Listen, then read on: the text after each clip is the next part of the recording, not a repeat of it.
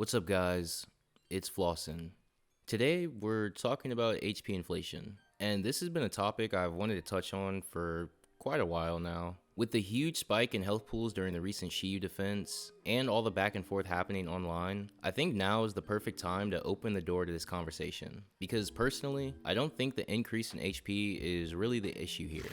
So, in today's video, we're going to talk about what HP inflation actually is, the misconceptions I've seen online about this argument, and the direction that Zenless Zone Zero is probably heading. If you find this video informative, or just enjoy it at all, be sure to drop a like and subscribe.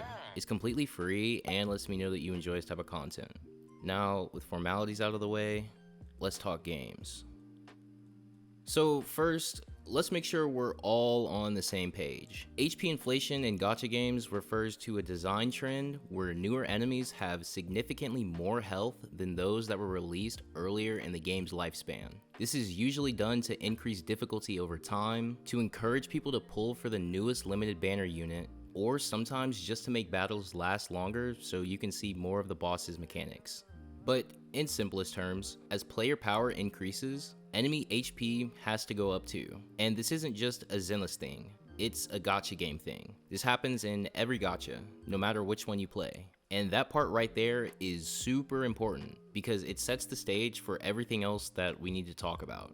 So I want to talk about a couple misconceptions that I've seen floating around the space and honestly just kind of debunk this whole thing. Misconception 1. HP inflation means Zenless is getting worse. Now listen, I agree that HP inflation can ruin a game if it's handled poorly. If bosses just get tankier for no reason and don't offer any challenge beyond that, yeah, that sucks. Nobody wants that. I even argued this in my video of features that I want to see added to Zenless. I said I'd like to see more bosses with new mechanics instead of just giving them more HP outright. Anyway, that aside, I think that this is a weak argument to act like this is a death sentence for Zenless. Like, bro, the game has been out for 9 months. Of course HP is going to increase. It was always going to happen. That's just part of the life cycle in gacha games. So while yes, HP inflation can ruin Zenless if it's left unchecked, I don't think it will. Especially not because of just Shiyu changing. And the big reason why is the next misconception that I've been seeing. Misconception 2. Enemies are just spongy with no challenge. Honestly, I think this take is coming from people who either haven't played the game enough or just aren't engaging with the harder fights. Because from the very beginning, Zenless has had boss fights with actual mechanics. Jane Doe, Pompeii, Hugo, Pulchra, Typhoon Slugger. There's tons more, and these are not just brain dead fights that you can spam through. Pompeii literally punishes you for mashing when he guards with his motorcycle. You're supposed to play around that. Now, I do agree that some fights in Shiyu defense can feel spongy, but I don't think that's just because of HP. I feel like those fights don't offer enough mechanical depth to actually keep things engaging. If bosses don't have unique mechanics, higher HP makes things feel worse, but that's a design issue with the content, not the concept of HP inflation itself. Misconception number 3. HP inflation is unfair to casual players. Look, I mean this with absolute love, but yeah, that's the whole point.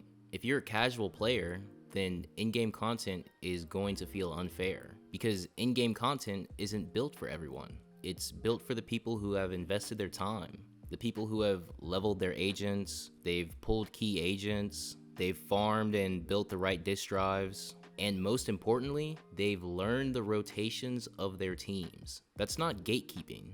That's just what the game is. It's been teaching us this pretty much since day one.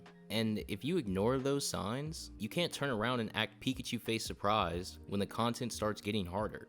This is why I always say it's important to know your agents, know why you're pulling for them, know what their W engine does and how it fits into your team. Because whether you notice it or not, the game is always going to ramp up. Zenless isn't just a gacha game, it's a team-based fighting game. And in every fighting game, knowledge is power. If you understand the game and make smart decisions, the game rewards you for that. And if you don't, well, that's when HP inflation starts to actually feel like a problem. Also, last thing I wanted to touch on, and probably something that people don't want to hear, but I'm gonna say it anyway because it farms engagement. Meta over waifu. Now listen, I get it. I like pulling for characters that I like too. Soldier 11 for life, you know?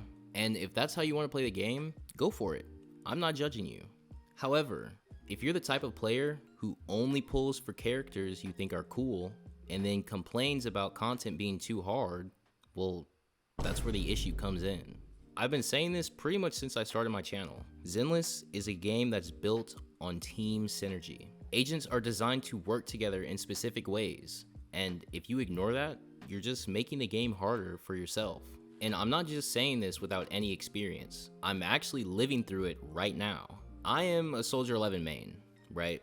Pretty obvious. I've been using Soldier 11 since the beginning of the game, and I plan to keep using her as long as I play. But I'll be real, I didn't always make the right choices to keep her strong.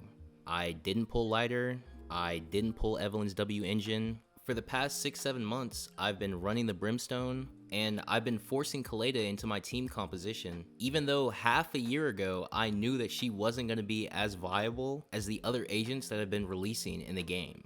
And yeah, that sucks, and it feels bad whenever I go into in-game content with her. But I also know that I made those decisions. I knew I was skipping power picks that would have helped my team composition, and because of that, I'm not expecting to clear content as fast or as easily as someone who did build around that synergy. That's not HP Inflation's fault. That's my fault. That's the trade-off I made for sticking with the characters that I love. So if you want to main your favorite, that's cool. But I think you also have to be real with yourself. You can't expect meta-level performance if you're ignoring the meta. At the end of the day, I really think HP Inflation has just become an easy scapegoat. People saw a sudden spike in difficulty, and instead of blaming their team or build decisions, they blamed the health bar. But I really don't think that the problem is the bosses got stronger. I think that the problem is people haven't evolved with the game. But yeah, I think that's enough yapping out of me. Guys, I'm not denying that HP Inflation exists. It absolutely does, and will forever be a part of the game. However, I do think it's a bit ignorant to ignore the signs we've seen from the beginning of the game that help you overcome these obstacles and still clear in-game content. There's a lot to be discussed here, and because of that, this whole thing has me really curious. What do you guys think? How do you feel about HP Inflation in Zenless? Is it really a big problem like everyone says it is? And should in-game content cater to casuals? Or is it meant for in-game hardcore players? Let me know in the comments down below. And of course, if you enjoyed this video, don't forget to drop a like down below. It's completely free and lets me know that you enjoy this type of content. Until next time though, happy gaming. Bye. And may your pulls be ever in your favor.